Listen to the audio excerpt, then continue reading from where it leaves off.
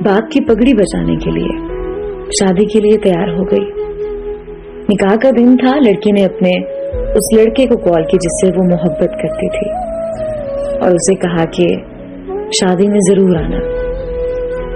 तो लड़के ने मना कर दिया। लड़की के बहुत ज्यादा इसरार करने पर वो लड़का मान गया। जब निकाह का दिन था और निकाह का वक्त हुआ तो वो लड़का उस लड़की के सामने खड़ा था। वो लड़का उस लड़की की दी हुई अंगूठी पहनकर आया था जो कभी उस लड़की ने उस लड़के को दी थी। मौलवी साहब ने पहला कबूल कहने को कहा। लड़की कांपती हुई आवाज में बोली, कबूल है। लड़की ने फौरन लड़के की तरफ देखा और वो गर्दन झुकाए उस लड़की के सामने खड़ा था। मौलवी साहब ने दूसरा कबूल है कहने को कहा। लड़के ने अंगूठी उतार दी। जब लड़की ने तीसरा कबूल है कहा तो लड़के की आंख से एक आंसू निकलकर उसके रुखसार पर जा गिरा। उस लड़के के हाथ से अंगूठी गिरी और वो चला गया। उस लड़की की रुखसती हो गई। तो वो लड़की जब घर पहुंची, लड़की की दोस्त भी उसके साथ थी। लड़की अभी जाकर बैठी ही थी कि इतने में उसकी दोस्त को एक कॉल आई और कॉल सुनते ही लड़की की दोस्त के हाथ से मोबाइल गिर गया।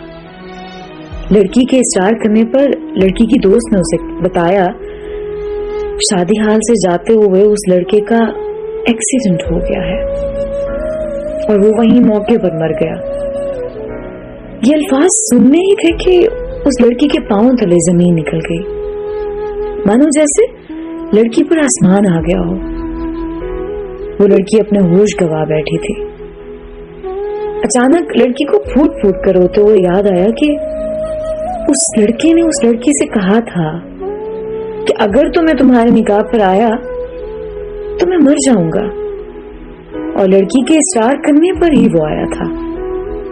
लड़की और फूट फूट कर रोने लगी कि मेरे कहने पर वो आया था। आज के बाद इस बोझ के साथ जिंदगी गुजारनी पड़ेगी कि वो लड़का मेरी वजह से मरा, और इस अजियत में जीना है कि वो मेरी वजह से मरा।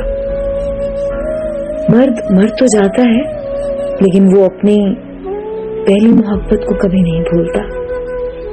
मानो कि उसकी पहली मोहब्बत ही उसके लिए पूरा कुल जहां होती है, और मर्द जिससे सच्ची मोहब्बत करता है ना तो उसका कब्र तक साथ देता है।